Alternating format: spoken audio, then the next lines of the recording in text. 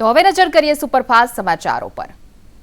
પાટીદાર દીકરીઓ પર કાજલ હિન્દુસ્તાનીનું વિવાદિત નિવેદન। કાજલે કહ્યું કે પાટીદાર યુવતીઓ વિધર્મી બોયફ્રેન્ડ બનાવે છે। યુવતીઓ વિધર્મી બોયફ્રેન્ડને કરોડોની ગિફ્ટ આપે છે।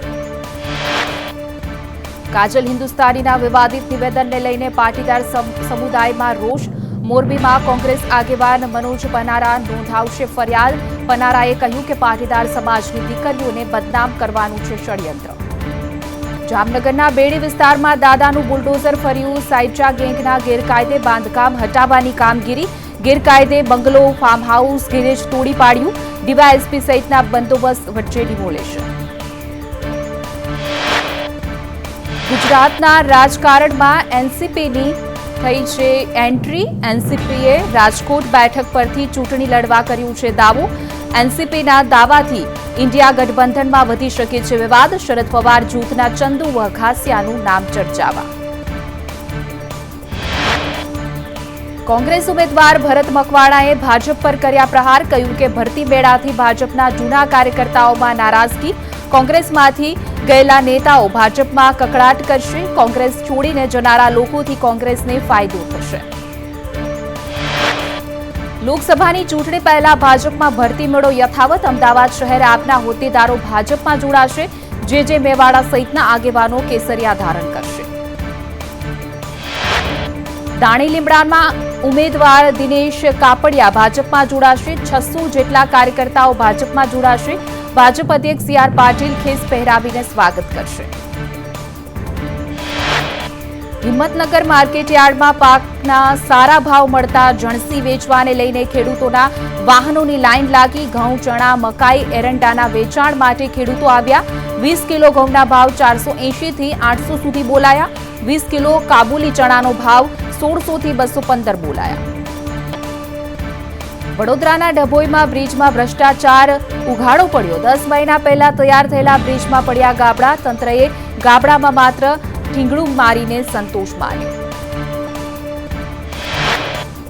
ડભોઈ સાઢોદ રેલવે લાઇન પર 26 કરોડના ખર્ચે બનાવાયો છે આ બ્રિજ। તૈયાર થયેલા બ્રિજમાં ગાબડા અને તિરાડો। તેમ છતાંય રચના કન્સ્ટ્રક્શન્સ એજન્સી અને કોન્ટ્રાક્ટર સામે કોઈ જ કાર્યવાહી નહીં। રાજકોટમાં મહિલા કોર્પોરેટર્સના પતિઓના કૌભાંડના કેસમાં મનપાની કાર્યવાહીમાં ઢીલી નીતિ। રિપોર્ટના બહાને કાયદેસરની કાર્યવાહીમાં વિલંબ। કવા ગડતર અને મનસુખ જાદવ સામે નથી કોઈ ફરિયાદ। સરકારી આવાસમાં પણ કોર્પોરેટરના પતિઓએ કર્યું કૌભાંડ। છોટાઉદેપુરના નસવાડી તાલુકાના કુકરદા ગામે પાયાની સુવિધાનો અભાવ। આઝાદીના વર્ષ પછી પણ ગામડામાં નથી પાકા રસ્તા। અનેક રજૂઆત બાદ નિરાકરણ ન આવતા ગ્રામજનોએ ચૂંટણી બહિષ્કારની આપી છે ચીમકી। રાજ્યમાં 31 માર્ચથી ગુજકેટની પરીક્ષા।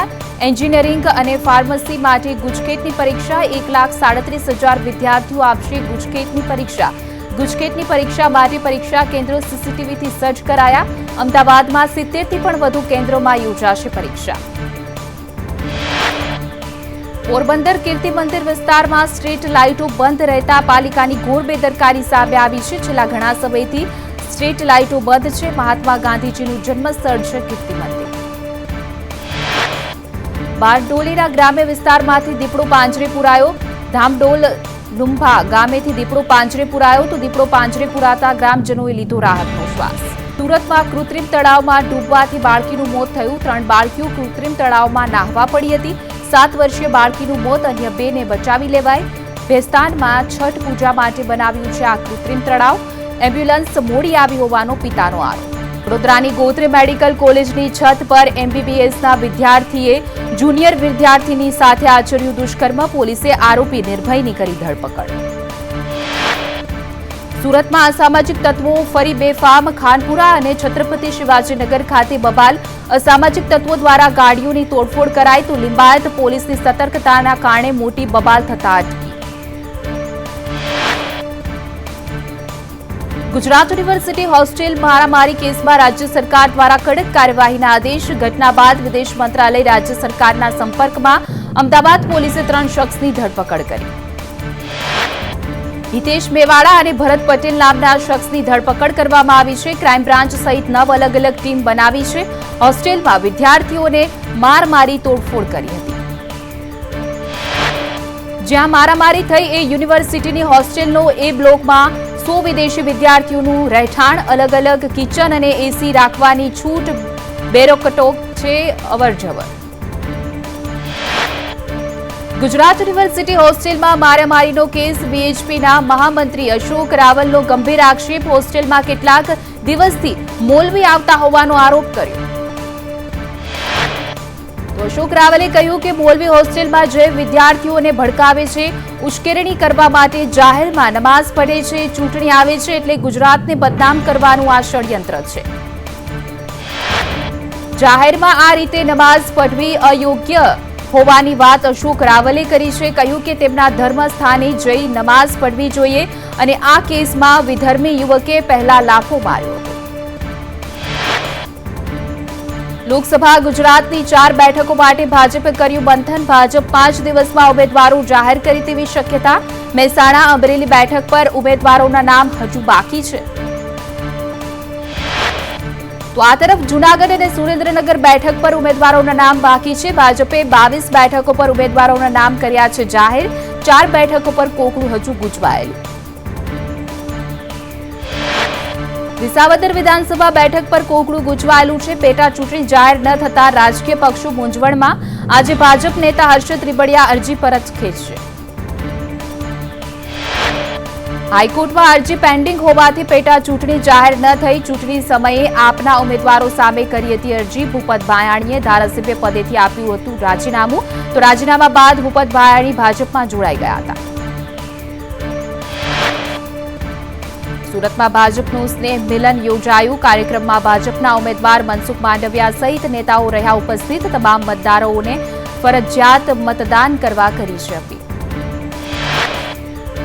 લોકસભાની ચૂંટણી જાહેર થતા રાજકીય પક્ષો સક્રિય. સીએમ અને ભાજપ અધ્યક્ષ હસ્તે મીડિયા સેન્ટરનું ઉદ્ઘાટન. મધ્યસ્થ કાર્યાલય બાદ મીડિયા સેન્ટરની શરૂઆત કરવામાં આવી. એસજી હાઈવે પર પ્રદેશ મીડિયા સેન્ટર તૈયાર કરાયું.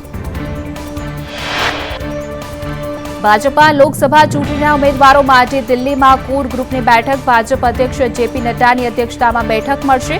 કેન્દ્રીય ગૃહમંત્રી અમિત શાહ બેઠકમાં હાજર રહેશે. ગુજરાતની બાકી રહેલી 4 બેઠકના ઉમેદવારો માટે મંથન. અગાઉ ભાજપે 22 બેઠકના ઉમેદવાર જાહેર કર્યા છે. ઉત્તર પ્રદેશ, ઓડિશાની બેઠક પર મંથન થશે.